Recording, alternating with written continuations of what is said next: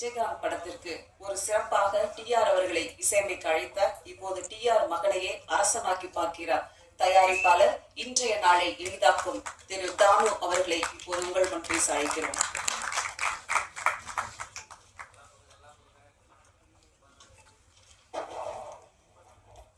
இன்ப நாள் இது, இணைய நாள் இது.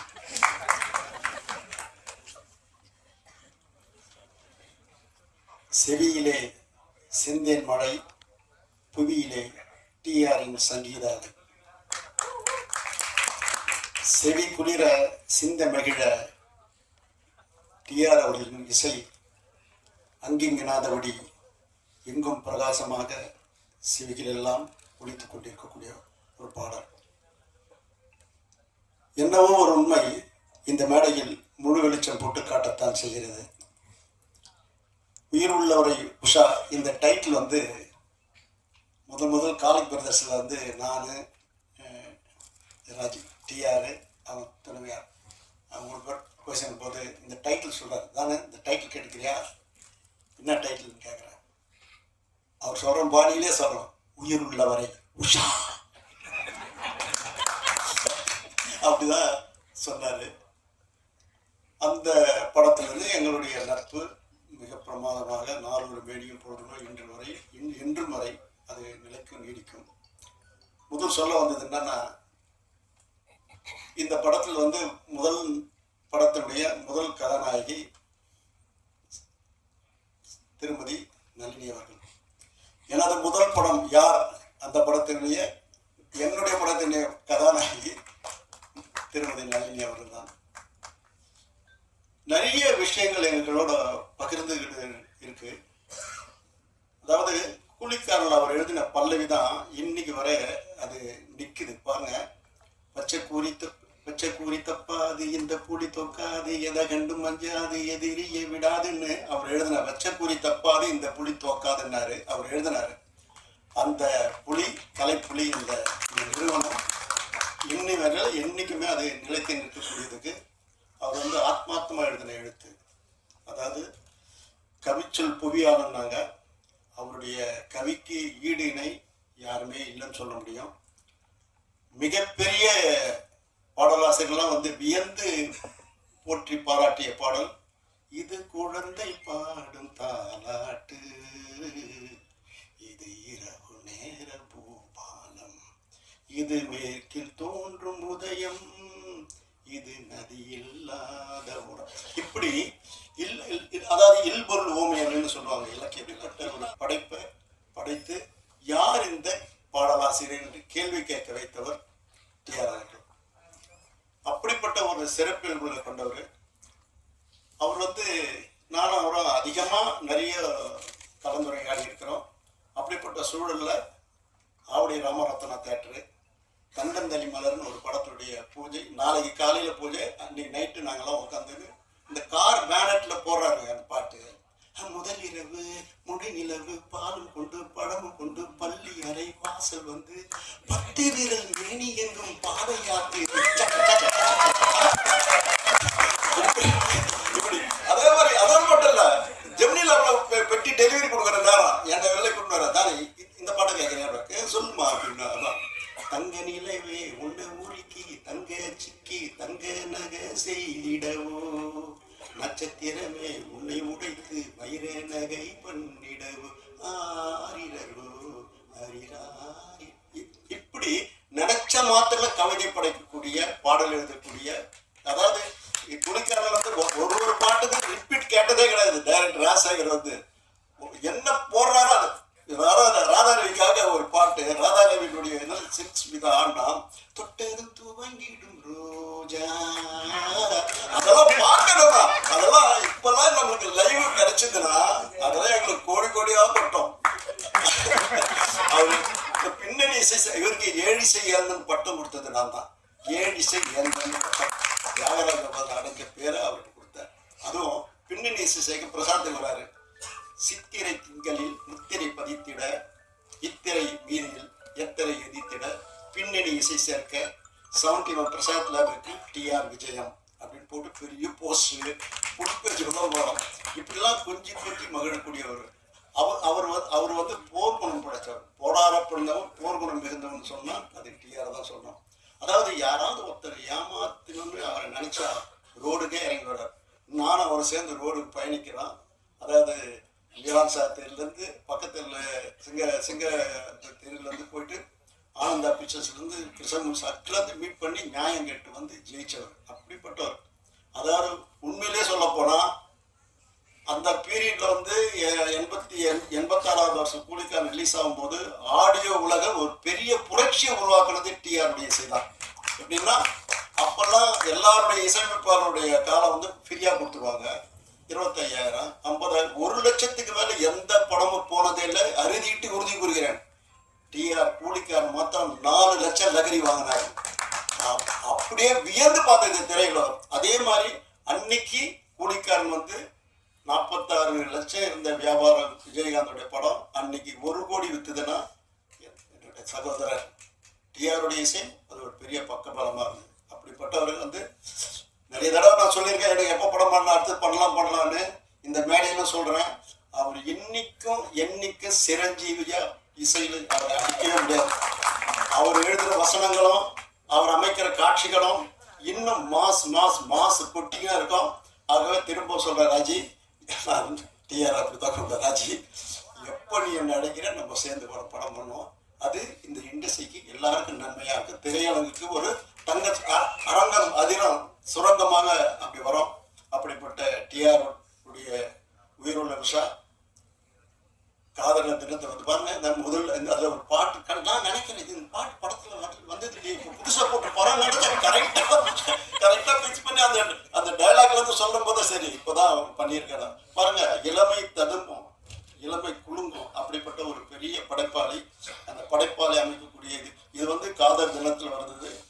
அதுக்கு வந்து அவர் தான் அதுக்கு இல்லை. அது அந்த காதலரை பற்றி சொல்றதுக்கு அவருக்கு இணைதான். வந்து எங்கள் ஊர் அப்போ பார்த்தீங்கன்னா எல்லா டீ கடையிலையும் இந்த பாட்டு தான் உயிருள்ள விஷா பாட்டு தான் ராத்திரி பகலாக மாறி ஓடிக்கிட்டு இருக்கும். கட்டடிப்போம் காலேஜுக்கு அந்த பாட்டு, இந்திர லோகத்து சுந்தரி ராத்திரி அந்த பாட்டு, வகைக்கரை காற்று இந்த மாதிரி பாட்டுகள்லாம் ஓடிக்கிட்டே இருக்கும். அதெல்லாம் திரும்ப நாங்கள் பார்த்து கேட்டுக்கிட்டே இருப்போம். படத்தையும் திரும்ப பார்த்துக்கிட்டே இருப்போம். எங்கள் ஃபேர்வெல் டேக்கு நாங்கள்லாம் பார்த்த படம் உயிருள்ள விஷா தான். கிட்டத்தட்ட ஒரு 43 வருஷம் கழிச்சு இப்போ பார்க்கும்போது அப்படியே கண் கலங்குது எனக்கு. ஏன்னா நம்முடைய மலர் நினைவுகள்லாம் ஞாபகத்துக்கு வருது. ரொம்ப அற்புதமான ஒரு லிரிக் ரைட்டர் டிஆர் சார். நல்ல டைரக்டர், நல்ல ரைட்டர், நல்ல நடிகர், எல்லாமே அவர் பண்ண எல்லாமே அற்புதமான விஷயங்கள் தான். ஆனால் நல்ல லிரிக் ரைட்டர், எனக்கு அதுதான் முதல்ல ரொம்ப கவர்ந்த விஷயம். பொதுவாக எல்லா கவிஞர்களுமே இலக்கியத்திலேருந்து ஏதாவது எடுத்தாடுவாங்க. ஆனால் இவருடைய பாடல்களே ஒரு இலக்கியமாக இருக்கும். அந்த அளவுக்கு ஒரு தலை சிறந்த ஒரு பாடலாசிரியர். இந்த படத்திலே பாருங்க, இப்போ கேட்கும்போது தான் தெரியுது, பாவை புருவத்தை வளைப்பது புதுவிதம், அதில் பரதமும் படிக்கிறது அபிநயம். அப்புறம் வையக்கரை காற்றேன் இல்லை, திருக்கோவில் வாசலது திறக்கவில்லை, திருக்கோடி பூஜை எதுவும் நடக்கவில்லை, தேவதையை காண ஒரு வழியும் இல்லை, தேன்மொழியை கேட்பதற்கு ஒரு வகையும் இல்லை, காதலில் வாழ்ந்த கன்னிமனம், காவலில் வீழ்ந்த கன்னி மடம் அப்படின்னு சொல்லி ரொம்ப அற்புதமாக எழுதியிருப்பார். கூண்டு கிளியை அலைமோதும் கூண்டுக்குள்ளே அலைமோதும் காதல் கிளி அவள் பாவம் அப்படின்னு சொல்லி எழுதியிருப்பார். காற்றே எனும் காற்றே என் கண்மணி அவளை கண்டால் நீயும் காதோரம் போய் சொல்லு அப்படின்ற பிறகு அது கூட ரொம்ப அழகான ஒரு விஷயம். என்னன்னா ஒரு கிட்டத்தட்ட ஒரு சோக பாட்டு, அதை ஒரு ரிதமிக்காக பண்ணி அதை நம்ம தாளம் போடுற மாதிரி பண்ணியிருப்பார் பாருங்க. என்ன அற்புதமான ஒரு மியூசிக் டைரக்டர் பாருங்களேன். பல காதல் பாடல்கள் வரிகள், அப்புறம் ரயில் பயணங்கள் சொல்லலாம். அப்புறம் இது உறவை காத்த கிளி, எந்த பாடல்களில் நீலாம்பரி அந்த பாட்டு என்னுடைய ஃபேவரட் சாங். இது என்னுடைய காரில் செக் பண்ணிங்கன்னா என்னுடைய பாட்டு டிஆர் சார் ஹிட்ஸ்னே ஒரு சிடி இருக்கும். கிட்டத்தட்ட 98ல் நான் ரெக்கார்ட் பண்ணேன் அந்த சிடி. இப்படி ஒரு தலை சிறந்த ஒரு பாடலாசிரியர், இசையமைப்பாளர். நான் கூட டைரக்ட் பண்ணும்போது டிஆர் சார் வச்சு ஒரு படம் மியூசிக் பண்ணுவோமா அப்படின்னு கூட நான் நினைப்பேன். பெரிய டைரக்டர்னால எனக்கு கொஞ்சம் கூச்சமாக இருக்கும், நம்ம போய் எப்படி கேட்குறது அப்படின்ட்டு. ரொம்ப அற்புதமான ஒரு படைப்பாளி, பல சாதனைகளுக்கு சொந்தக்காரர் அவர். இந்த ரீ ரிலீஸ்லையும் இந்த உயிருள்ள விஷா ஒரு மிகப்பெரிய ஹிட் ஆகி இதையும் அவர் ஒரு சாதனை படைப்பார்னு நான் நம்புகிறேன். ஒரு ரசிகனாக என்னுடைய வாழ்த்துக்கள். நன்றி. காதல் படங்கள் எதுவும் ஜெயப்பிரியா மேடம் காதலுக்கு ஏதாவது துணை புரிஞ்சுச்சா சார்? ஏதாவது பாடல்கள் போட்டு காட்டுறீங்க? அடுத்ததாக நாம் பேச அழைக்கிறோம் வில்லனாக நடித்து திரையில் வெற்றி பெற்ற நடிகர்களில் இவரும் ஒருவர். நாடகங்கள் மூலம் திரைக்கு வந்ததால் நடிப்பில் ஜொலித்தார். மிரட்டி உருட்டினாலும் அந்தந்த கதாபாத்திரங்களுக்கு உயிரூட்டியவர். 1000 வசனம் வார்த்தைகளை குவியலாக்கி கனப்பொழுதில் ரசிகர்களை கவர்ந்தவர். தலைமுறை நடிகனாக தமிழ் சினிமாவில் பேரெடுத்த பெரிய நடிகர் டத்தோ ஸ்ரீ ராதாரவி அவர்களை உங்களுடன் பேச வைக்கிறேன்.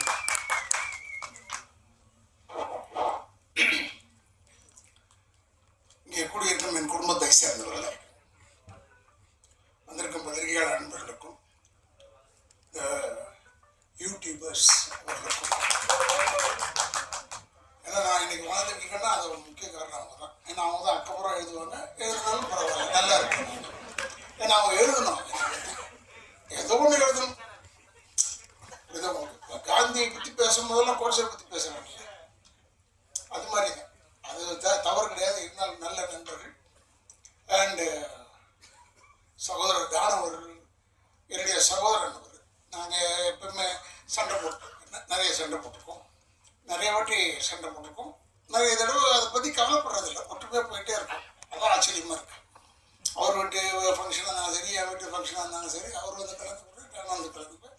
அதே மாதிரி சகோதரர் செல்வமணியெல்லாம் ஏன் மறக்க முடியாதுன்னா, இன்னைக்கு ராதாரவி நிற்கிறான்னா அதுக்கெல்லாம் ஒரு காரணம் வந்து செல்வமணி அவர்களும் இருக்கிறார்கள்.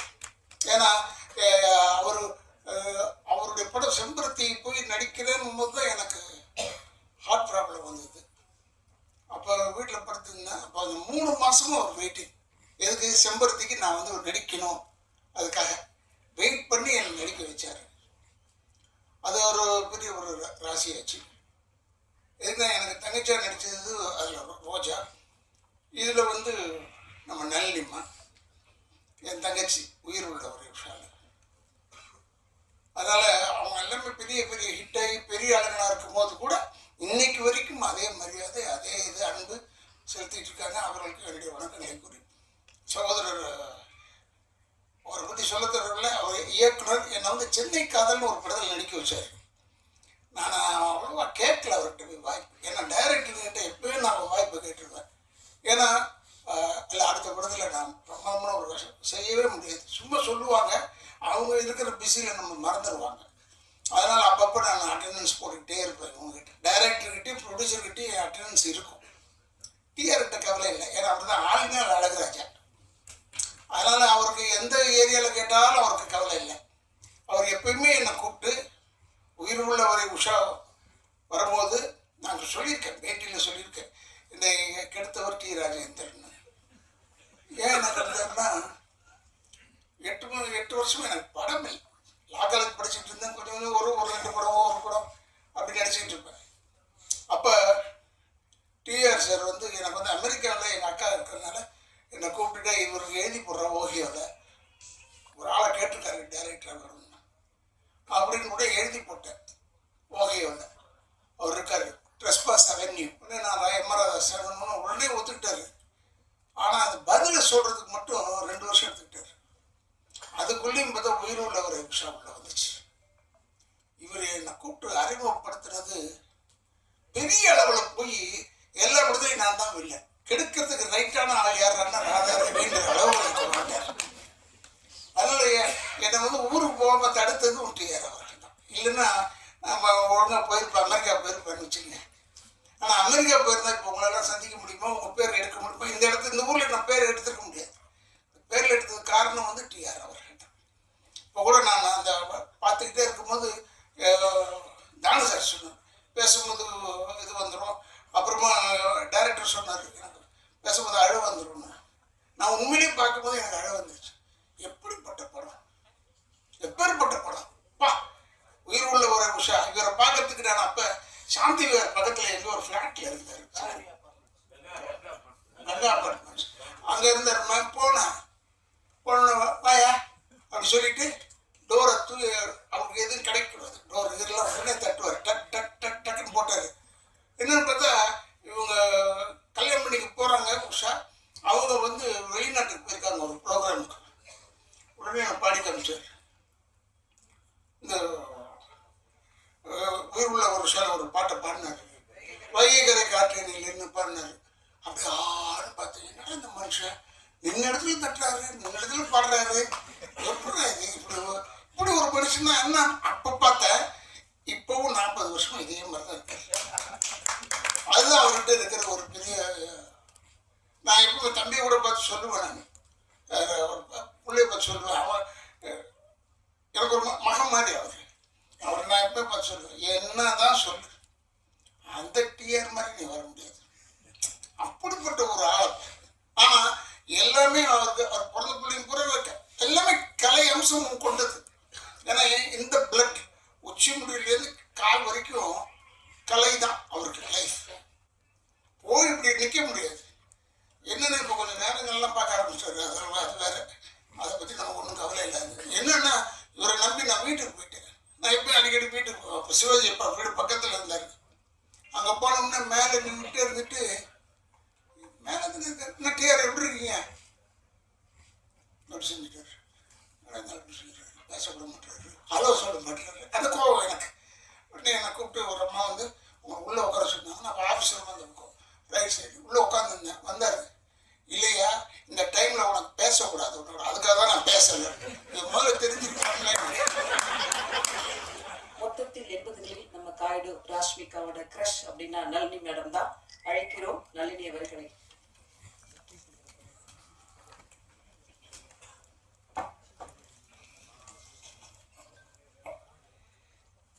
மேடையில் அமர்ந்திருக்கும் ஜாம்பவான்களுக்கும் இந்த மாதிரி ஒரு விழாவை உண்மையிலே நான் எதிர்பார்க்கவே இல்லை. வந்திருக்க அத்தனை நல்லுள்ளவங்களுக்கும் முதல்ல என்னோட வணக்கம். உயிருள்ளவரை உஷா உண்மையிலே மறக்க முடியாத நிறைய நல்ல அனுபவங்கள்லாம் இருக்குங்க. எங்க அம்மா வந்து நான் மண்ணா இருந்தேன், என்ன ஒரு சிற்பமாக்குனாரு. அந்த சிற்பத்துக்கு உயிர் கொடுத்த என் ஆசான், என் தகப்பன் சாமி, என் குரு. அதாவது எவ்வளவு சொன்னாலும் என் சாமிக்கு வந்து பத்தாது. ஏன்னா எங்க டிஆர் சார் வந்து எப்படின்னா என்னை செதுக்கினது மட்டும் இல்லை, நான் வந்து ரவி அண்ணன் சொன்ன மாதிரி நடுவில் நிறைய கோச்சிக்கிட்டு இல்லை நான் நடிக்க மாட்டேன்னு போனால் அடுத்த நாள் எங்கள் வீட்டில் வந்து இல்லை இவ திருப்பி நடிக்க வரணும்னு சொல்லிட்டு நான் தான் வேணும் அப்படின்னு சொல்லி திருப்பி வந்து ஆக்ட் பண்ண வைப்பார் என்ன. அதுக்கப்புறம் திருப்பி அங்கே இருக்கிற ஒரு சில ஆர்டிஸ்ட் என்ன பண்ணுவாங்க, அவங்களோட சிஸ்டர்ஸ்லாம் கொண்டு வந்து நடிக்க வச்சாங்கல்ல சார், எல்லாரும் நடிக்க வச்சாங்க. ஆனால் அப்பவும் எங்கள் சார் எனக்கு ஹீரோயின்னா நளினி மட்டும்தான், நளினி பண்ணாதான் இதை நான் படம் பண்ணுவேன்னு சொல்லிட்டு யாருமே செய்யாத ஒரு பெரிய விஷயம். இன்னைக்கு உங்க எல்லாரோடையும் இருக்கிறேன், பேசுறேன். எல்லாத்துக்கும் ஒரே காரணம் என் சாமி டிஆர் சார் மட்டும்தான். அப்ப சின்ன வயசு, புரியாத வயசு, எதுக்கு யாரோ என்ன சத்தம் போடுறாங்கன்னு சொல்லிட்டு அடிக்கடி நான் கோச்சுப்பேன். அப்ப ரவி அண்ணன் தான் வந்து ஒரு குழந்தை மாதிரி இல்லை கட்டமா, சினிமானா இப்படிதான் இருக்கும், ஒன்று நல்லதுக்கு தான் சொல்றாரு பார், நீ எவ்வளவு புத்திசாலி சொல்லி என்ன மெருகேத்தி டைரக்டர் நிப்பாட்டுவாரு. எங்க டைரக்டருக்கு எதுக்கு என்ன பிடிக்கும்னா, நான் வேற எந்த டிஸ்டர்பன்ஸ் சொல்லி எங்க டைரக்டர் என்ன சொன்னாலும் மேல இருந்து கீழே விழ சொன்னாலும் ஏன் என்னன்னு கேட்க மாட்டேன், விழுவேன். அவர் எவ்வளோ டைலாக் சொன்னாலும் அவர் வாயை பார்த்துட்டே இருந்து அதே மாதிரி பேசுவேன். அதே மாதிரி 24 மணி நேரம் அவர் நடிக்க சொன்னாலும் அவருக்கு பேக்கப் சொல்றதே பிடிக்காது. சூரியன் வந்தாலும் வரலன்னாலும் நடிச்சுக்கிட்டே இருக்க சொன்னாலும் நடிச்சுக்கிட்டே இருப்பேன். அதனால அவருக்கு நளினியை தவிர வேறு எந்த ஆர்டிஸ்டுமே பிடிக்காது நான் மனசார சொல்லுவேன். ஏன்னா அவருடைய அடுத்த படம் தங்கைக்கு ஒரு கீதத்திலேயே இருக்கட்டும், உறவே காத்துக்கிலையும் நான் தான் நடித்தேன். அதுக்கப்புறம் டேட்ஸ் காரணமா என்னால் நடிக்க முடியாம போச்சு. எவ்வளோ நல்ல விஷயங்கள் எனக்கு கற்றுக் கொடுத்துருக்காரு எங்கள் டைரக்டர். எனக்கு ஒரு சமயம் நான் அவர் விட்டு வந்ததுக்கு அப்புறம் என்னை திருப்பி முதல்ல காதல் அணிவதில் எங்கள் டைரக்டர் கூப்பிட்டு என்னை பார்த்த உடனே ஒரு தகப்பன் எப்படி கண்ணீர் விடுவாரோ அந்த மாதிரி விட்டு, நான் இருக்கேமா உனக்கு எத்தனை படம் வேணா நீ நடிக்கலாம் அப்படின்னு சொல்லி என்னை திருப்பியும் நடிக்க வச்ச ஒரு ஆசானவர். ஸோ இவருக்கு நான் என்ன சொல்றது என்ன பேசுறதுன்னு எனக்கு தெரியல. அந்த மாதிரி ஒரு தெய்வம் எனக்கு இந்த மேடையை கொடுத்துருக்கு. இப்படி ஒரு விழாவுக்கு என்னை கூப்பிட்டதுக்கு ரொம்ப ரொம்ப சந்தோஷம். அதே மாதிரி தானு சார் படத்துலேயும் நான் தான் ஃபர்ஸ்ட் ஹீரோயின். பட் அவங்கள பற்றிலாம் எனக்கு பெருசாக தெரியாது. ஆனால் அதுக்கப்புறம் அவர் அவ்வளோ பெரிய டிஸ்ட்ரிபியூட்டர் அப்படிலாம் சொன்னாங்க. என்னுடைய கல்யாணத்துக்கு நிறைய உதவினார் தானு சார், அவருக்கும் என்னுடைய பெரிய நமஸ்காரங்கள். ரொம்ப சந்தோஷம். எவ்வளோ பெரிய ஜாம்பவான்கள் இவங்கெல்லாம், இவங்க இருக்கிற மேடையில என்னை பேச வச்சதுக்கும் என்னை அழிச்சதுக்கும் ரொம்ப ரொம்ப சந்தோஷம். ஏன்னா ஒரு சாங் நான் வந்து வைகை கரை காற்றை சாங் பண்ணும்போதெல்லாம் பார்த்தீங்கன்னா எங்கள் சார் வந்து மியூசிக் வந்து ரெக்கார்டிங்கே பண்ணலை. அவர் வாயில சொல்ல நீங்களே ஆக்ட் பண்ண சொல்வார், அவ்வளோதான். ஆனால் நான் அதுக்கப்புறம் வேற படம் போய் ராமநாதன் சார் படம் அடுத்த படம் பண்ணும்போது ராமநாதன் சார் அப்படியே எங்கள் சாருக்கு ஆப்போசிட் பேசவே மாட்டார். அவர் பேசவே மாட்டேன்னு அவர் வாயை பார்த்துக்கிட்டே இருப்பேன். அப்போ ரவி அண்ணன் சொல்லுவேன், என்ன ரவி என்ன இவர் ஒன்றுமே பேச மாட்டேங்க, நம்ம டைரக்டர் எவ்வளோ பேசுவார், எவ்வளோ மியூசிக் போடுவார், நமக்கு வந்து எவ்வளோ எக்ஸ்பிரஷன்ஸ் வரும் அப்படின்னு. ஸோ அப்படியே ஒரு ஆப்போசிட் தான் ராமநாதன் சார். ஆனால் எனக்கு எங்கள் டேரக்டர் எப்போ கூப்பிட்டாலும் சந்தோஷமாக வந்து நிற்பேன்னா எங்கள் டேரக்டருக்காக தான். ஸோ எங்கே இருந்தாலும் எங்கே சுற்றினாலும் நான் வந்து ஏதாவது கோயிலுக்கு போகணுன்னா ஃபஸ்ட்டு என்னுடைய டேபிளில் பார்த்தீங்கன்னா எங்கள் டேரக்டரோட சாங்ஸ் தான் இருக்கும். எங்கள் டேரக்டர் தான் எனக்கு எல்லாமே, சகலமும் எங்கள் டேரக்டர் தான். ஸோ அவர் சகலக்கெல்லாம் வல்லவன் மட்டும் இல்லை, சகல தெய்வமும் அவர்கிட்ட இருக்குது. ஸோ எனக்கு நல்லது கெட்டது எல்லாம் இந்த நேரத்தில் இப்படி நடக்கும், இப்படி பண்ணும் அப்படின்லாம் சொல்லிக்கிட்டே இருப்பார். ஸோ அவ்வளோ சந்தோஷம் இப்படி ஒரு நல்ல நிகழ்ச்சியில் என்னை கூப்பிட்டதுக்கு. Thank you sir, thank you so much sir.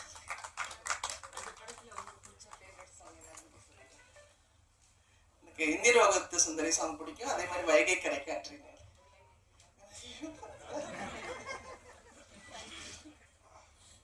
ஏதோ ஒரு தனித்திறமை ஒளிந்திருக்கும், அறியாத அப்படி தன் திறமையை திரை உலகில் அறிய வைத்தவர், மாற்றி யோசித்து மாற்றங்களை தமிழ் சினிமாவில் கொண்டு வந்தவர். கடினமான பாதைதான் எப்போதும் சிறப்பான வழியை உண்டாக்கும். அப்படி சிறப்பான வழியில் வந்திருக்கும் திரு R.K. செல்வமணி சார் அவர்கள்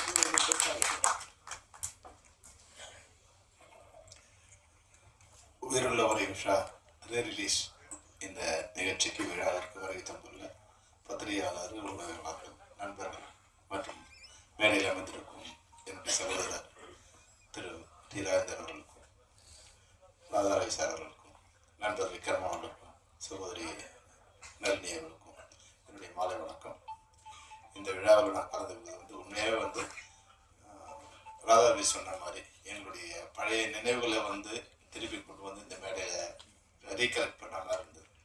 உண்மையாக வந்து ரீரிலீஸ் மாதிரி தெரியல, அந்த பாட்டு ட்ரைலர் போடும்போது எழுந்து ஆடணும் மாதிரி ஒரு எங்களுக்குள்ள இருக்க எனர்ஜியை வந்து என் வயசெல்லாம் மறந்து அந்த காலேஜ் டேல ஆடணுங்கிற மாதிரி ஒரு உணர்வை தோற்றுவிக்கிற படம். 40-43 வருஷம் ஆனால் கூட அந்த நான் சாதாரணமாக சொன்னேன், அவர் வந்து என்ன இது அதை ரெகனைஸ் பண்ணார். சார் இது உயிருள்ள வருஷம் இன்னும் உயிரோடு இருக்குது சார். உண்மையாக வந்து நிறைய படங்கள் வந்து அந்த பாடல்கள் அப்போ கேட்போம், அப்புறம் செத்து போயிடும். சில நாட்கள் வந்து இது மாதிரி வந்து கானா சாங் இல்லை ஹிட் சாங், இது மாதிரி மசாலா சாங்ஸ் வந்து ஒரு 1 year 2 year மாறி வேற சாங் வந்து போயிடும். ஆனால் இந்த சாங் ரொம்ப நாளைக்கு அப்புறம் வந்து நான் ஸ்க்ரீனில் பார்க்குறேன், வந்து அதே எனர்ஜி. 83 நான் வந்து அப்போ காலேஜ் ஃபர்ஸ்ட் இயர் போகிறேன்னு நினைக்கிறேன். இல்லை சாரி, இப்போ வந்து ஃபைனல் இயர் படிக்கிறோம். 82 ஃபைனல் இயர் படி. அப்போதான் எக்ஸாம் வரப்போகுது, ஃபைனல் இயர்ல எக்ஸாம் வரப்போகுது, 6வது செமஸ்டர். அதில் மார்ச் மாதம் சொன்னாருங்களே, கரெக்டாக எக்ஸாம் வந்து ஏப்ரல் மேல் வரப்போகுது. இந்த படம் 4 தடவை போய் பார்த்துட்டு இருக்கோம். அப்போ என்ன எனர்ஜி இருக்கோ அதே எனர்ஜி இப்போ வந்து இந்த பாட்டு பார்க்கும்போது நிச்சயமா இது வந்து அன்னைக்கு பண்ண சாதனையோட இப்போ மிகப்பெரிய சாதனை இந்த வந்து நிச்சயமா பண்ணணும். இது மாதிரி படங்கள் இப்போ வரவே இல்லை. சாதாரண ஒரு கலைஞர் வந்து இப்போ இது மாதிரி கலைஞர்கள் பிறக்க முடியாத ஒரு சூழ்நிலை தான் இன்னைக்கு இண்டஸ்ட்ரியில் இருக்கு. டி. ராஜேந்தர் பார் சார் மாதிரி படம் இயக்குநர்கள் வந்து சாதாரணமாக ஒரு சின்ன ஒரு கதையை எடுத்துக்கிட்டு பிரம்மாண்டமாக அந்த படத்தை ஒரு தமிழ் நம்மளுடைய மரபோட இல்லை நம்மளுடைய வாழ்க்கை சூழ்நிலையோட ஒரு கதையை பண்ண முடியுமானா அதுக்கு ஒரு கஷ்டம்தான். அது மாதிரியான ஒரு டைட்டான சிச்சுவேஷன்ல இந்த படம் வர்றது வந்து ஒரு குறிஞ்சி மலர் மாதிரி தான் இருக்கு. என்ன சப்தங்களால், புதிய சப்தங்களால் மக்கள் மனங்களை பரவசப்படுத்திய பாடல் பயணம் எதை தொட்டாலும் வெற்றியடைந்து சாதனைக்கும் வார்த்தெடுத்த வரலாற்றுக்கும் நேற்றும் இன்றும் நாளையும் ஒலிக்கும் ஒரு பெயர் TR. விரைவில் வரப்போகிறது இவரின் உயிருள்ளவரை உஷா. ஆனால் உண்மையில் இவருக்குள் இருக்கும் உயிரின் பெயரே உஷா. வாங்க TR சார்.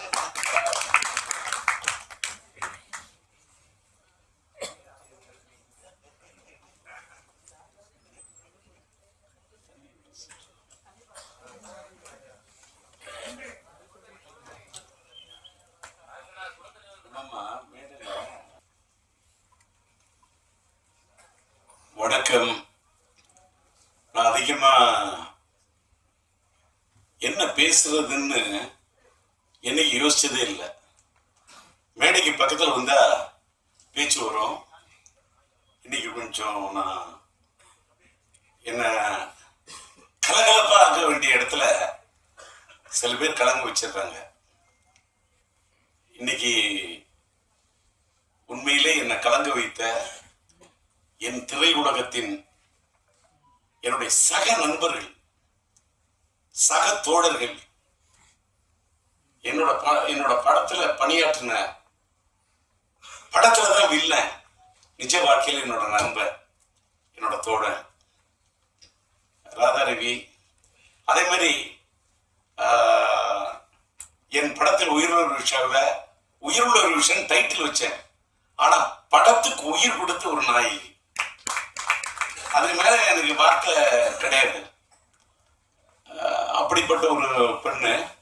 அந்த அம்மா வந்து பேசுனது கொஞ்சம் என்ன டிஸ்டர்ப் பண்ணிடுச்சு. ஏன்னா என்ன சாமிக்கு மீன்லாம் சொன்னிச்சு, தகப்பன் சாமின்னு. மனிதன் வந்து குணத்தால தான் தெய்வமாக முடியும். God is great. இறைவனை மீறி இந்த உலகத்தில் எதுவுமே இல்லை. அந்த என்னால இறைவனுடைய இடத்துக்கெல்லாம் போக முடியுமாங்கிறது அந்த இடத்துல தான் நான் ஃபீல் பண்ணேன். அதனால நல்லி வந்ததுல ரொம்ப சந்தோஷம். அதே மாதிரி நான் விக்ரமன் கூப்பிடுறேன்னு சொல்லிட்டு இந்த மேடையில வந்து என்னுடைய பிஆர்ஓவா ஒரு உயிரிழந்த படத்தின் ஒரிஜினல் பிஆர்ஓ என்னுடைய என்னால் உருவாக்கப்பட்ட என் அன்பு தம்பி விபி மணிக்கு கூட நான் ஒரு பொண்ணோட போத்தணும்னு நினைக்கக்கூடிய அளவுக்கு ஒரு அற்புதமான ஒரு கேரக்டர். என்னோட ஒரு பிஆர்ஓக்கு அப்படின்னா, அதாவது பிஆர்ஓ தான் என் மெயின். ஒரு பூவோட வாசத்தை வெளியில போய் சொல்றது தென்றல். அது மாதிரி ஒரு இயக்குனரை பத்தி, ஒரு தயாரிப்பாளரை பத்தி, ஒரு கலைஞனை பத்தி வெளியில போய் எடுத்து சொல்றதே ஒரு பிஆர்ஓ தாங்க. ப்ரொடியூசர் எப்படி ஒரு முக்கியமோ, ப்ரொடியூசர் பிஆர்ஓ டியூ சிஆர் ப்ரொடியூசர் போடுற மாதிரி அந்த ப்ரொடியூசருக்கு முன்னாடி இருக்கிறதே பிஆர்ஓ தான். ஒரு ப்ரொடியூசரையும் ஒரு இயக்குனரையும் ஒரு கலைஞனையும் ஒரு கதாநாயகனும் தன் எல்லாரையும் தூக்கி நிறுத்துறதே பிஆர்ஓ தான். அந்த பிஆர்ஓ என்னோட பிஆர்ஓ விபி மணியோட அசிஸ்டன்ட்ங்கிறதுக்காக தான் கோவிந்தராஜ் என்ற ஒரு பையன் வந்து என்னோட பணியாற்றின பையன், அவனை கூப்பிட்டுருந்தேன். அந்த பையன் வந்து ஒரு கோயில் வந்து கும்பாபிஷேகம் பண்றதுக்கு அவங்க ஊர்ல, சொந்த ஊர்ல 7ஆம் தேதி கும்பாபிஷேகம் போறாரு. நான் இந்த மாதிரி கும்பாபிஷேகத்துக்கு போற இந்த நேரத்தில் என்ன பண்றது, நான் இதே வேற விஷயத்துக்கு வெளியூர் போறேன்னு ஒரு ஆள் சொல்லியிருந்தா, இல்ல கோவப்படுற பழைய டி ராஜேந்திரன் சிரிக்கிற அந்த ராஜேந்திரன் எங்கேயோ போயிட்டான். அவனும் அமெரிக்கா போய் அவனை செல்லுமணி சொல்றாரு, ராஜாரவி சொல்றாரு. அந்த ராஜேந்திரன் இன்னும் பார்க்க முடியாது. நான் எல்லா ஸ்டேஜையும் பார்த்துட்டேன். அது நான் செல்லுமணியை வச்சுட்டே சொல்லக்கூடாது. செல்லுமணி சொல்ற 15 நிமிஷம் தான் ரோஜாவுக்கா பேசுறேன்னு. வேற எதுக்கா போய் ரோஜாவுக்கா பேசுனேன்? என்னுடைய சொன்னால்தான் கதாபாத்திரத்துக்கு உயிர் கொடுத்த ஒரு நாயகி, உயிரை கொடுத்து நினைச்ச பொண்ணு சார். இன்னைக்கு சொல்ற உயிர் ஒரு விஷயக்கு என் படத்துக்கு உயிரை கொடுத்து நினைச்சு நான் எடுத்த க்ளோஸ் அப். நான் ஒண்ணு சொன்னா யாரும் நம்ப முடியாது. இவ்வளவு பெரிய நாயகி எப்படி இந்தியா தமிழ்நாடு என்ன இந்த பொண்ணை கதாநாயகி படம் எடுத்தையா? இந்த படத்துடைய ஒரிஜினலா பினான்சியர் யாருன்னு கேட்டா பிலிம்கு வழங்கும் காதர் சாரும் சாதிக்கும் அமைதியும் நான் வாழ்க்கையில மறக்கவே முடியாது. அவங்க தான் இந்த படத்துக்கு பினான்ஸ் பண்ணாங்க. அவங்க படத்தை நான் வந்து கதாநாயகியோட க்ளோஸ் அப் அது இது படத்தை எடுத்துட்டு படத்தை போட்டு காட்டுறேன். அதாவது டெஸ்ட் எடுத்திருக்கேன். படத்தை பார்த்துட்டு அவங்க ஃப்ரேம்ல ஜெமினி லேப்ல பாக்குறாங்க, இந்த பொண்ணு கதாநாயகியா சரியா வராதுன்றாங்க. ஏன் வராதுன்னு கேட்டேன். நான் நல்லி வச்சுட்டு சொல்லக்கூடாது, சொன்னா கூட அந்த பொண்ணோட மனசு புண்பற்ற கூடாது. ஆனால் இதை நான் பதிவு பண்ணணும். ஏன் பதிவு பண்றேன்னு இந்த உலகத்துல எல்லாருமே கத்துக்கணும். ரொம்ப மூஞ்சி நீட்டா இருக்கு, இது சினிமாவுக்கு சரியா. வேற ஒரு வார்த்தை சொன்னாங்க, அதையும் கூட சொல்லக்கூடாது. நான் சொல்றேன், குதிரை மூஞ்சின்னா என்ன? குதிரை மூஞ்சி பினான்ஸ் பேசுற ஒருத்தன் என்ன குதிரை மூஞ்சி? உனக்கு தெரியுமா குதிரையோட அருமை? சூரியன் என்ன உனக்கு தெரியுமா? சந்திரன் என்ன உனக்கு தெரியுமா? செவ்வாய் என்ன உனக்கு தெரியுமா? புதன் வித்தைக்காரன் தெரியுமா? வியாழன் குரு பிரகஸ்பதி உனக்கு தெரியுமா? வெள்ளி சுக்கிரன் உனக்கு தெரியுமா? சனி உனக்கு தெரியுமா? ராகு உனக்கு தெரியுமா? கேது உனக்கு தெரியுமா? ராகு போல் கொடுப்பான் இல்லை, கேதுவை போல் கெடுப்பான் இல்லை. 488 பாட்டு படிப்பேன். குதிரன் என்ன சுக்கிரன், அதாயா சினிமா. இந்த பொண்ணு தமிழ் திரையுலகத்துல இந்திய திரையுலகத்தை கலக்குவாயா? அவதாயா ராணி இல்லையா? இந்த பொண்ணு தாயா நளினி இல்ல. இப்படி இருக்கு அப்படின்னா இப்ப பாத்தீங்கல்ல, வெயிட் பண்ணுங்க, எனக்கு ஒரு 2 நாள் டைம் கொடுங்க. இதே ரஷ்யா உங்களை கூப்பிட்ட நளினிய யாரும் நம்ப மாட்டீங்க. ராதாரி சொன்ன பார்த்தீங்களா, காருக்கு இவ்வளவு ரூபா செலவு பண்ணணும், உடனே காரை செலவு பண்ணி கொடுத்தாருன்னு. படையெடுக்குள்ள இன்ன வரைக்கும் செலவை பார்த்ததே இல்லை. என் சிந்தனைக்கு கொடுத்த மரியாதை நான் பணத்துக்கு கொடுத்ததே இல்லையா? இந்த உலக காட்டியாவிலேயே நேர்ல வந்து நின்னாலும் பணம் எனக்கு டோன்ட் கேர் செகண்ட். நான் பணத்துக்காக வாழ்ந்ததே இல்லை, இப்பவும் வாழல. இப்ப கூட உயிர் பரிசு எடுத்துட்டு நான் வந்து அப்படியே இந்த சம்பாதிச்சு அதுக்கெல்லாம் இல்லையா? போன 2 நாள் எதுக்கு சொல்ல வரேன்னா, காருக்கு செலவு பண்ணனாரு, என் கதாநாயகி நான் செலவு பண்ண எப்படின்னு சொல்றேன். நான் தானே தயாரிப்பாளர் தஞ்சை சினியாட்ஸ் சொன்ன, யாரும் நம்ப மாட்டீங்க. 4000 அடி பிலிம் வாங்கணும் அந்த காலத்துல. 4000 அடி பிலிமையும் இந்த பொண்ணை கூப்பிட்டேன். நீட்டு ஃபேஸ் சொன்னா, இத நீட்டு ஃபேஸா எப்படி ஆகும்னு எனக்கு தெரியும்.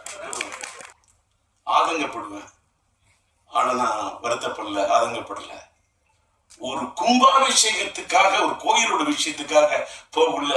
அந்த இறைவனை நினைக்காம போறான். நான் சாதாரண மனிதன், போயிட்டு வரட்டும் அப்படின்னு நினைச்சிட்டேன். ஆனா எனக்கு இந்த ஃபங்க்ஷன் நடத்துறதுக்கு யாரை கூப்பிடுறது அப்படின்னு சொல்லிட்டு அவரோட உதவியாளர் சொன்ன. அப்ப நான் சொன்னேன், நீ உன்னோட உதவியாளர் நீ நினைக்கிற, என்னுடைய பிஆர்ஓ விபி மணியோட உதவியாளர் தான் ஒன்னு நான் கூப்பிட்டேன். நீ உன்னோட உதவியாளர் உதயன்னு ஒரு பையன் அனுப்புறன்ற. பழைய ராஜேந்திரா இருந்தா வேற மாதிரி இருக்கும். ஆனா நீ இப்ப சொல்ற, வேணாம் என்ன விட்டுரு. நான் எனக்கு தெரிஞ்ச அத்தனை பிஆர்ஓ இருக்காங்க. பிஆர்ஓ யூனியன்ல இருக்கக்கூடிய அத்தனை பேருக்கும் என்னுடைய நன்றி. எல்லாரோடையும் எனக்கு ஒரு கார்டியல் ரிலேஷன்ஷிப் உண்டு. அப்படி இருக்குள்ள என்னோட மனசுல பெரிய இடத்தை பிடிச்ச பிலிம் நியூஸ் ஆனந்தன் ஒரு மறைச்சிட்டாரு. அவருடைய சாதனையை யாராலையுமே செய்ய முடியாது சார். இந்த மேடையில ஏன் அதை பதிவு பண்றேன்னா, இன்னைக்கு ஒரு உயிருள்ள விஷயம் ஒரு படம் 1983 மார்ச் 4 நான் டேட் வரைக்கும் சொல்றேன். ஏன்னு கேட்டாக்கா, இதை சொல்லி ஒரு அப்படியே டைவர்ட் ஆயிடும். நான் எம்ஏ ஹிஸ்டரி ஸ்டூடெண்ட், ஒரு gold medal student, BA gold medal. நான் வந்து எல்லாரும் என்னென்னமோ சொல்றாங்க.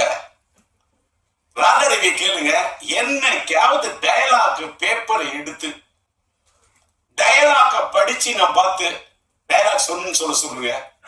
இல்ல என்னுடைய படத்துல உயிருள்ள நாயகி தங்கைக்கு ஒரு கீதன் படத்தினுடைய கீதம், காதல் எழுவதில்லை படத்தில் என்னுடைய கதாநாயகின் தாயாக, என் கதாநாயகியுடைய தாயா நடிக்க வைக்கிறதுக்கு 1/2 மணி நேரம் அழுதுருக்கேன்.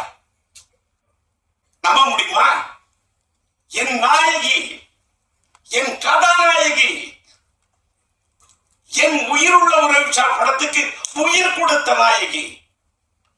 ஆனா என் படத்துல என் வாழ்க்கையானது வசந்தம். அதனால்தான் வார்த்தை வந்து இருக்கிறது, ஒரு புது வசந்தம் விக்ரம் வந்திருக்காரு. சொல்லு. இன்னைக்கு கொடிகட்டி மாடியில் இருக்கக்கூடிய மார்க்கெட்ல இருக்கக்கூடிய இயக்குநர்களை அழைச்சு வந்து என்ன பாராட்டணும். அந்த பாராட்டு எதிர்பார்க்கிறோம் டி ராஜேந்தர் இல்லையா? என்னுடைய இது குழந்தை பாடும் தாராட்ட சீராட்டி பாராட்டி தாராட்டக்கூடிய ஒரு விக்ரமனையும் பார்க்கிறேன், ஒரு செல்வமணியை பார்க்கிறேன், என்னுடைய கலைப்புலி தானுவை பார்த்தேன். அவங்கெல்லாம் வெளியிலிருந்து வந்தவங்க. ராஜாரவி என் உள்ளத்திலிருந்து வந்த நண்பன். நளினி என் படத்திலிருந்து உருவான ஒரு நாயகி, நளின நாயகி, நடன தேவகி, நாட்டிய பைரவி. இந்த முகத்தை, இந்த மலர்ந்த முகத்தை எப்படி மலராகணும்னு எனக்கு தெரியும். இந்த இதழ் விரித்த இந்த மலரை எப்படி ஒரு சிரித்த மலராக ஆக்கணும்னு எனக்கு தெரியும். என்ன நான் நம்பல, நான் நம்பும் கடவுளை நம்புறேன். அவங்க சொன்ன பாரு, குதிரன் அது வெள்ளி, இந்த பொண்ணை கதாநாயகன் ஆக்குனா இது எனக்கு தருண்டா புகழ அள்ளி, இது தருண்டா எனக்கு பணத்தை அள்ளி எப்படின்னு என்று மனசுக்கு எனக்குள்ளே சொல்லி சொல்லி நல்லிமா என்ன பண்ற, இந்த முடிய வந்து அப்படியே விரிச்சு விட்டுறா, ஃபுல்லா அப்படியே ஹேரை விரிச்சு விட்டுரு, அப்படியே வச்சு பேக் லைட்ல வச்சு கொளுத்துறேன். அப்படியே பேக் லைட், அந்த பேக் லைட் அதான் என் கதானையோட ஹைலைட். பேக் லைட், அந்த பேக் லைட் முன்னாடி என் கதாநாயகோட முகம் பிரைட் லைட் வச்சு எடுத்தேன். 4000 அடி. அந்த காலத்துல அந்த 4000 அடி ஃபிலிம் என்ன செலவாகும் எடுத்த ஜெமினி லேப்ல போய் உட்கார்ந்த. அதுக்கு போய் உட்கார்ந்து அந்த காலத்துல கலரிங் பண்றதுக்கு இப்பெல்லாம் டிஐ பண்ணிட்டு ரஷ்யா ரெடி பண்ணிட்டு அவங்களை கூப்பிட்டேன். யாரு பார்த்துட்டு இந்த பொண்ணு கதாநாயகியா வேணான்னு சொன்னாங்க அத்தனை பேரும் கை தட்டினாங்க. அத்தனை பேரும் என்னுடைய எதுக்கு இதை கூட சொல்றேன். உடனே மீடியாலாம் என்னுடைய எல்லா மீடியா நண்பர்களுக்கும் என்னோட வணக்கம். உடனே நான் என்னடா டிஆர்பி பேசுறாரு, என் திறமைக்காக இதை நான் சொல்லல, என்னுடைய திறமையின் இலக்கணத்துக்காக இதை நான் சொல்ல, இதை நான் தலைக்கணத்துக்காக நான் சொல்ல. இந்த உலகத்துல ஒண்ணு நீங்க தெரிஞ்சுக்கணும்.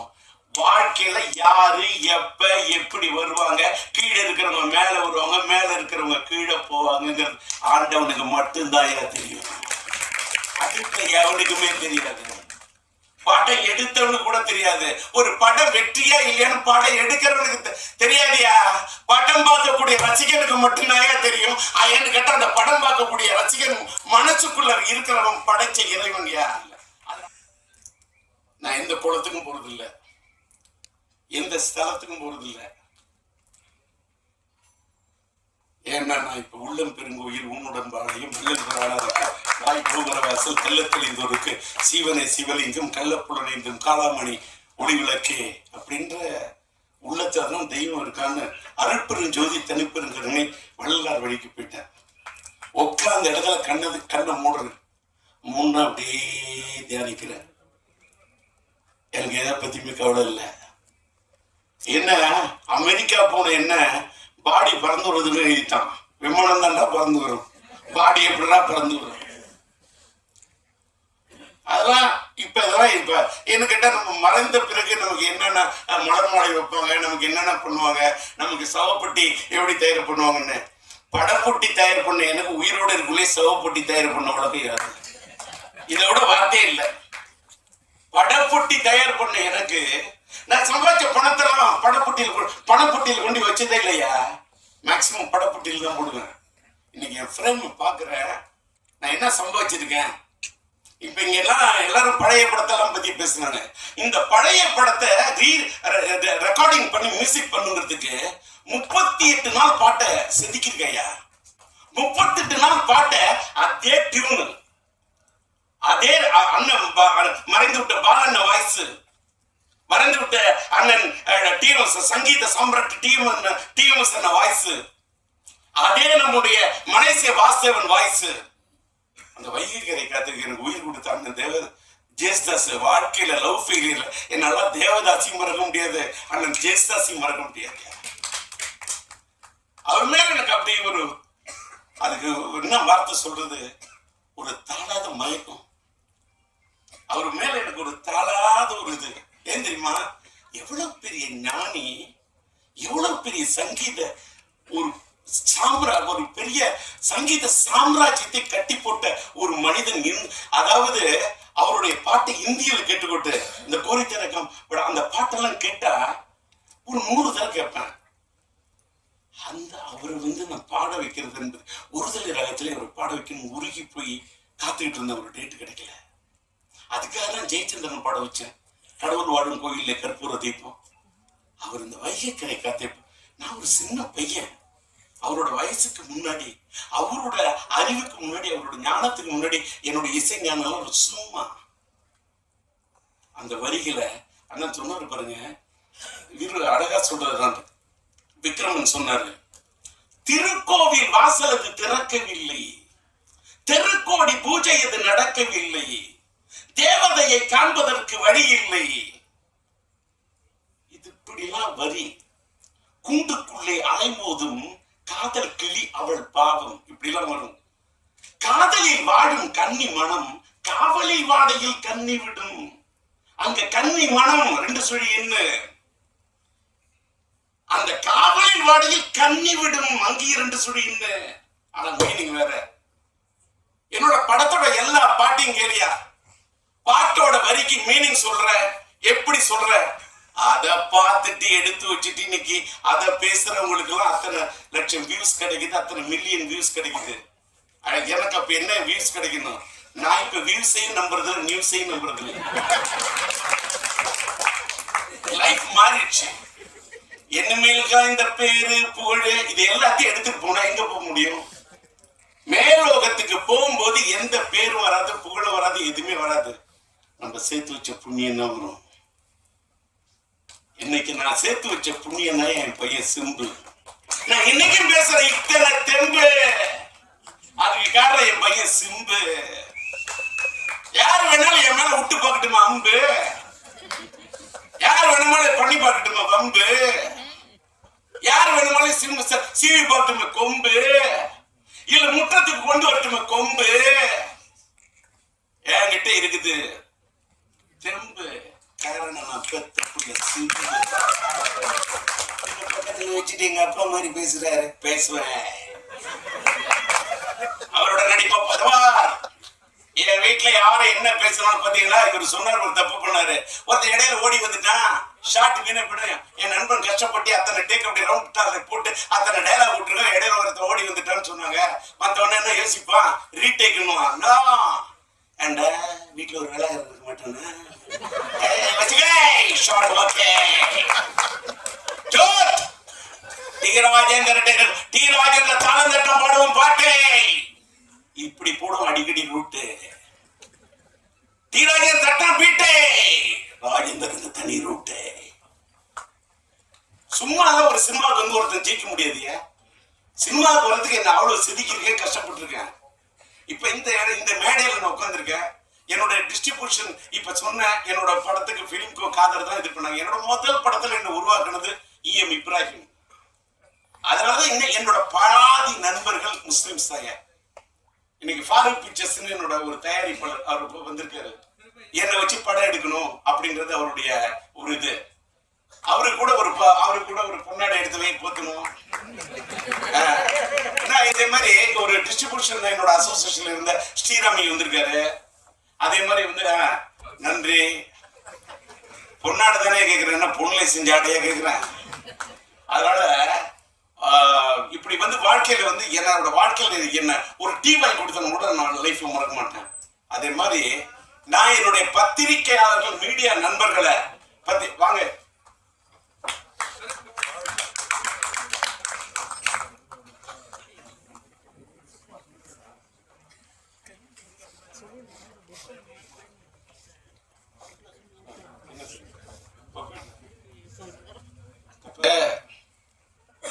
நான் இப்ப இப்படி இவ்வளவு என்னடா இவ்வளவு இதா பேசுறேனே அப்படின்னு சில பேர் நினைப்பாங்க. நான் அப்படி பண்ணிட்டேன் இப்படி பண்ணிட்டேன் அதெல்லாம் சொல்றதை விட இந்த மீடியா நம்ம இன்னைக்கு வந்த பாக்குற நம்ம தினத்தந்தி பழனிக்குமார், ஒரு பக்கம் விபி மணியை பார்த்துட்டேன், ஒரு பக்கம் தேவராஜ பார்த்துட்டேன், என்னோட மக்கள் குழுற ராம்ஜியை பார்க்குறேன், நம்மளோட தேவி செந்தில பார்க்குறேன். எனக்கு அப்படியே பிளாஷ்பேக்கிய என்னுடைய பத்திரிகை உலகத்து நண்பர்கள் யாரையும் பத்திரிகைக்காரன் நினைச்சதே கிடையாது. நான் என்ன சினிமாக்காரன் அவனை பத்திரிகைக்காரன் பிரிச்சு பார்த்ததே இல்லை. நாங்களும் ஒரே இது வந்து ஒப்புக்காக சொல்றது இல்லை. ரியாஸை பார்க்குறேன், பிஆர்ல சந்தோஷப்படுறேன், கிளாமர் சத்யா பார்க்குறேன் சந்தோஷப்படுறேன். எல்லாரும் என்னோட கேரக்டர் என்னன்னா எல்லாரும் சொல்லுவா இவர் ரொம்ப கோவக்காரு, இவர் அது இதெல்லாம். ஒரு காலத்துல நான் கோவமா இருந்ததுலாம் உண்மைதான், நான் இல்லைன்னா சொல்ல. அந்த கோவம் இல்லை, அந்த கோவத்தெல்லாம் விட்டுட்டு இப்ப அப்படியே இன்னொன்னு நான் எல்லாரும் சொன்ன காதல் சுகுமார் கூட தெரியும், ராதா ரவிக்கு தெரியும். எல்லாரும் என்ன நினைக்கிறோம், நான் சீரியஸா படம் எடுக்கிற டைரக்டர் மட்டும்தான் தெரியும். நான் என் படத்துல அவ்வளவு காமெடி சீன் எடுப்பேன். என் காமெடி சீன் எடுப்ப கவுண்டர் சிரிப்பாரு, ராதா ரவி சிரிப்பாரு, காதல் சுகுமார் சிரிப்பான், கவுண்டமணி என்ன சிரிப்பாரு, சந்தான சிரிப்பாரு, எல்லாருமே சிரிப்பாங்க, ரசிப்பாங்க. நல்லி கூட ரசிக்க சிரிக்கும். ஆனா படத்தை ஃபைனல் பண்ணும்போது எனக்கு ஃபுட்டேஜ் ப்ராப்ளம், காமெடி சீன்ஸ் தூக்கிட்டு ஒரு ரியல் என்ன அதை அந்த காமெடி சீன் எடுத்தப்ப சிரிச்சேன்னா அந்த காமெடி சீன் ஃபுட்டேஜில் தூக்கணும்னு உட்காந்து அழுவேன். இதுதான் என்னோட உண்மையான கேரக்டர்.